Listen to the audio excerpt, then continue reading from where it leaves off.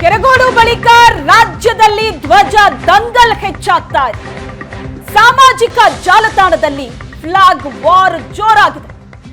ಕೇಸರಿ ವರ್ಸಸ್ ಹಸಿರು ಸಂಘರ್ಷಕ್ಕೆ ಈ ಪೋಸ್ಟ್ಗಳು ನಾಂದಿ ಹಾಡುತ್ತಾ ದಿನ ದಿನಕ್ಕೂ ಧ್ವಜ ಕುರಿತಾದಂತಹ ಪೋಸ್ಟ್ಗಳು ಹೆಚ್ಚಾಗ್ತಾ ಇದೆ. ಸಾಮಾಜಿಕ ಜಾಲತಾಣದಲ್ಲಿ ಅಂತಹ ಪೋಸ್ಟ್ಗಳು ರಾರಾಜಿಸ್ತಾ ಇದೆ. ಸ್ವಯಂ ಪ್ರೇರಿತವಾಗಿ ಧ್ವಜಗಳನ್ನ ಗುರುತಿಸಿ ಜನ ಪೋಸ್ಟ್ ಮಾಡ್ತಾ ಇದ್ದಾರೆ.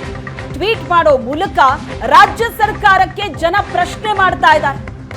ಮಂಡ್ಯದಲ್ಲಿ ನಡೆದಂತಹ ಘಟನೆ ಏನಿದೆ, ಮಂಡ್ಯದ ಕೆರಗೋಡಿನಲ್ಲಿ ನಡೆದಂತಹ ಘಟನೆ ಜನರ ಮನಸ್ಸಿನ ಮೇಲೆ ಇದು ಯಾವ ರೀತಿ ಪರಿಣಾಮವನ್ನ ಬೀರ್ತಾ ಇದೆ ಅನ್ನೋದು ಈ ಘಟನೆಯ ಮೂಲಕ ಗೊತ್ತಾಗ್ತಾ ಇದೆ. ಟ್ವೀಟ್ ಮಾಡ್ತಾ ಇದ್ದಾರೆ ಜನ.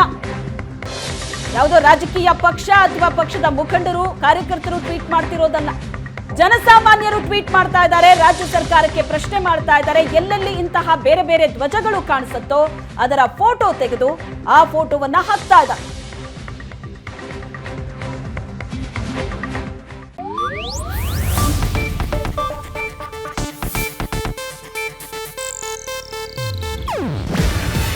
ಇದು ಏಷ್ಯಾನೆಟ್ ನ್ಯೂಸ್ ನೆಟ್ವರ್ಕ್ ಪ್ರಸ್ತುತಿ. ನೀವು ನೋಡ್ತಿದ್ದೀರಾ ಏಷ್ಯಾನೆಟ್ ಸುವರ್ಣ ನ್ಯೂಸ್.